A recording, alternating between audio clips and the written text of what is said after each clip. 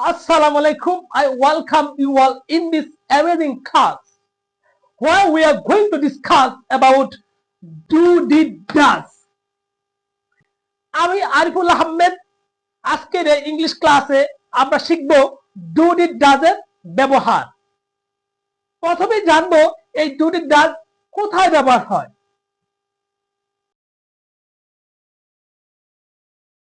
যখন কোনো বাক্যকে প্রশ্ন করার ক্ষেত্রে অক্সিলিয়ারি ভার্ব না থাকে কিংবা কোনো নেগেটিভ বাক্য তৈরি করার ক্ষেত্রে যদি অক্সিলিয়ারি ভার্ব যেমন am, is, are, was, were এই সাহায্যকারী ভার্বগুলো যখন না থাকবে তখনই আমরা বাহির থেকে এই ডু ডিড ডাজ কে নিয়ে আসব।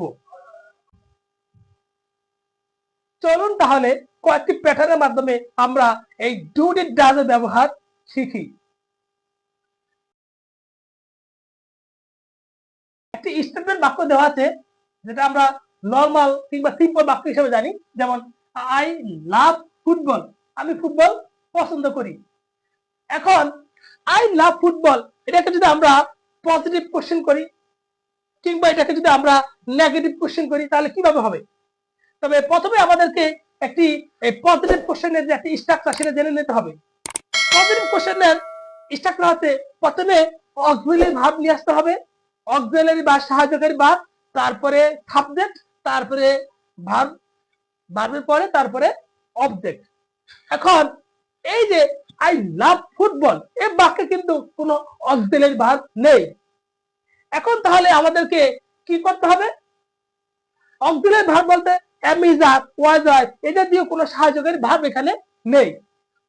যেহেতু অক্সিলিয়ারি ভার্ব নেই তাহলে আমাদেরকে এই ডু ডিড ডাজ কে নিয়ে আসতে হবে। এখন প্রশ্ন হলো যে আমরা কোনটা নিব? অবশ্যই যেহেতু এখানে আই আছে, কারণ আই এখানে ডু হবে, আর ডুতে কি হয় আই, উই, তারপর ইউ, দে, এই যে থার্ড পারসন প্লুরাল হইলে আমরা এখানে ডু ব্যবহার করি। সেই হিসাবে আই এর জন্য এখানে কি হবে? ডু হবে, ডু। তাহলে ডু নিয়ে আসলাম। আচ্ছা, তারপর ডু এর পর কি হবে? সাবজেক্ট হবে, তারপর হবে কি ভার্ব, ভার্ব এখানে কি আছে? লাভ। অবজেক্ট কি আছে এখানে? ফুটবল। একটা প্রশ্নবোধক চিহ্ন দিতে হবে। তাইলে ডু আই লাভ ফুটবল অর্থ কি? আমি কি ফুটবল পছন্দ করি? এবার নেগেটিভ কোশ্চেন যদি করি তাহলে এই ডু এর সাথে কি হবে? নট যুক্ত হবে। যেমন ডোন্ট, ডু প্লাস নট কি হয়? ডোন্ট হবে, ডোন্ট। তাহলে ডোন্ট আই লাভ ফুটবল, তারপর একটা প্রশ্নবোধক চিহ্ন দিতে হবে। ডোন্ট আই লাভ ফুটবল, আমি কি ফুটবল পছন্দ করি না? এইবার এই যে যখন প্রশ্ন করা হয়েছে ডু আই লাভ ফুটবল, এটাকে যদি আমরা প্রশ্ন করি, এই অ্যান্সার দেই, পজিটিভ অ্যান্সার দেই, তাহলে হবে কি yes, yes I love football. আর যদি আমরা নেগেটিভ অ্যান্সার দেই, না বোধক উত্তর দেই, তাহলে হবে কি no, no I don't love, I don't love football. Dear student, তাহলে আমরা বুঝতে পারলাম কি যে এখানে যখনই প্রশ্ন করা হয়েছে তখন এখানে ডু ব্যবহার হয়েছে, যখন নেগেটিভ করা হয়েছে তখন এখানে ডোন্ট ব্যবহার করা হয়েছে, যখন এখানে নেগেটিভ অ্যান্সার দেওয়া হয়েছে সেখানে কি হয়েছে? ডোন্ট এর ব্যবহার করা হয়েছে। আশা করি আমরা এই ডু এর যে আমরা এখানে ডু দিয়ে যে প্রশ্ন বা কিন্তু নেগেটিভ করা হয়েছে সেটা বুঝতে পেরেছি। এবার আমরা চলে যাব আমাদের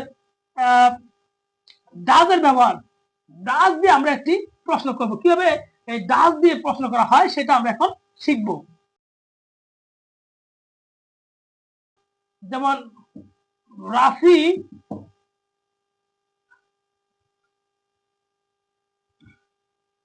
Singh a song, Rafi Singh a song. এখন এই যে এই রাফিটা কি থার্ড পারসন সিঙ্গুলার, তো থার্ড পারসন সিঙ্গুলার জন্য এখানে কি এসেছে? মানে এখানে এই যে সিং এর সাথে অ্যাড যুক্ত হয়েছে সাধারণত। তাহলে আমরা এরকম থার্ড পারসন সিঙ্গুলার হইলে তখন আমরা কি করব?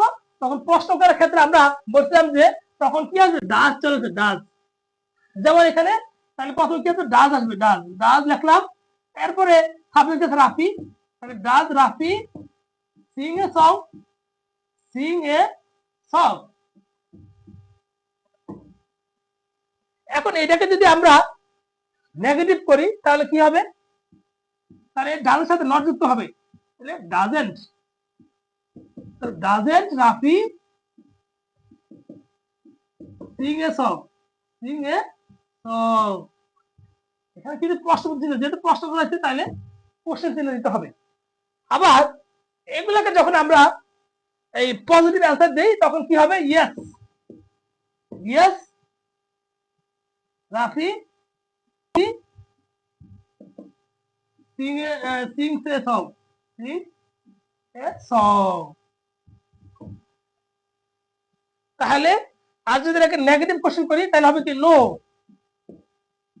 Rafi doesn't, Rafi doesn't sing a song, sing a song. তাহলে এখানে দেখা গেল যে এখানে যখনই বাক্যটাকে এই যে রাফি সিংস এ সং, এখানে যখন এটাকে পজিটিভ কোশ্চেন করা হয়েছে তখন এখানে কি করা হয়েছে, একটা ডাজ এর ব্যবহার করা হয়েছে। যখন এই নেগেটিভ কোশ্চেনের ক্ষেত্রে যখন কি করা হয়েছে, এখানে ডাজেন্ট এর ব্যবহার করা হয়েছে। আবার এখানে দেখেন নেগেটিভ, নেগেটিভ উত্তরের ক্ষেত্রে, নেগেটিভ অ্যান্সারের ক্ষেত্রে ডাজেন্ট ব্যবহার করা হয়েছে। তাহলে বোঝা গেল যে প্রশ্ন যখন যখন অক্সিলারি ভার্ব না থাকবে তখন কোশ্চেন করার ক্ষেত্রে অবশ্যই অক্সিলারি ভার্ব নিয়ে আসতে হবে, এবং যদি অক্সিলারি ভার্ব না থাকে তখন সেখানে কি হবে, ডু ডিড ডাজটি ব্যবহার করতে হবে। যেহেতু এখানে রাফি থার্ড পারসন সিঙ্গুলার, সেই হিসেবে এখানে আমরা ডাজ ব্যবহার করছি, এবং এখানে নেগেটিভ করার ক্ষেত্রে ডাজেন্ট ব্যবহার হয়েছে। এই যে এখানেও নেগেটিভ অ্যান্সারের ক্ষেত্রে ডাজেন্ট ব্যবহার করা হয়েছে। তো সুতরাং আমরা আমরা যদি ডিড দিয়ে আরেকটি ইয়া করি, ডিড দিয়ে যদি আমরা আরেকটি মানে এক্সাম্পল দেখি তাহলে সেটা কিরকম হতে পারে,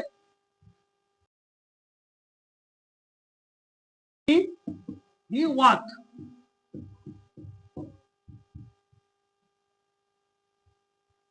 he walked, সে হেঁটেছিল।